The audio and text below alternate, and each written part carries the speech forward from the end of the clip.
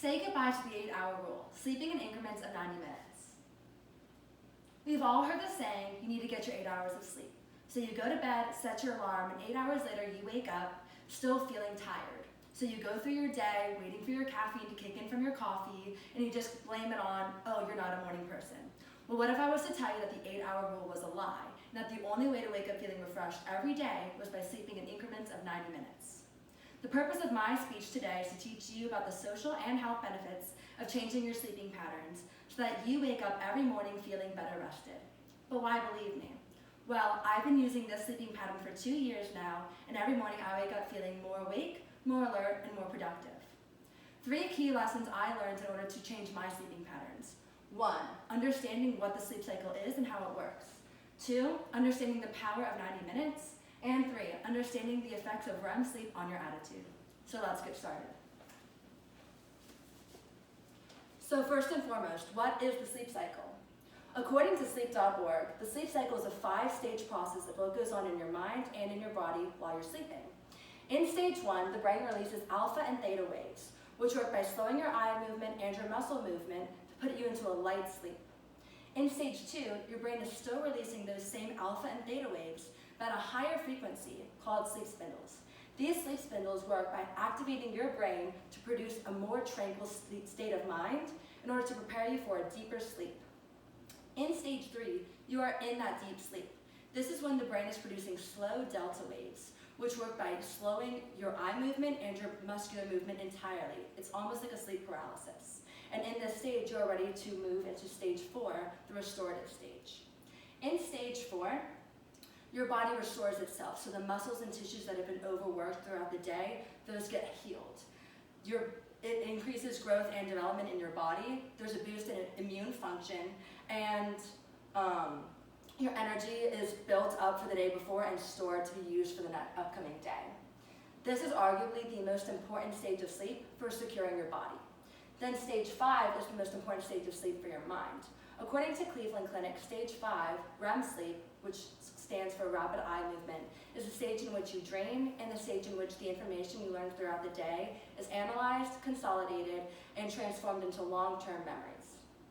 So now that we understand the process of the sleep cycle, we're ready to move on to the reason behind 90. So why 90? Where does that number come from?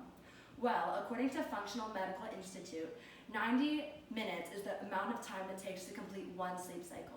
The first 65 minutes of the sleep cycle are stages 1 through 4, non-REM stages. Those are the stages that prepare your body for sleep. Stage 5, the REM cycle, is the stage that prepares your mind for sleep. That is a 20-minute cycle. And the following 5 minutes are a transitional period of non-REM sleep. This cycle entirely takes 90 minutes. So here are the times you should be aiming for while you're sleeping, from 1.5 hours to 9 hours.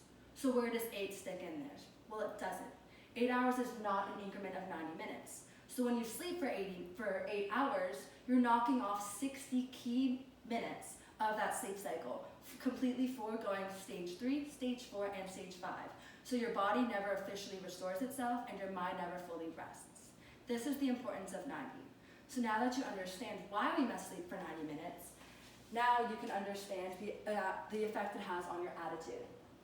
So how does this affect your attitude? Well, according to the Harvard Business Review, performing tasks and complicated relationships both become much harder to do when your REM sleep suffers. So basically, this all goes back to your REM sleep. When you have less sleep, you have less REM. And REM sleep is the time in which your mind collects itself and prepares itself for the next day. So if you don't have that time to calm your mind, then the next day you wake up and your mind is still tired, so it's not ready to multitask and perform as productively.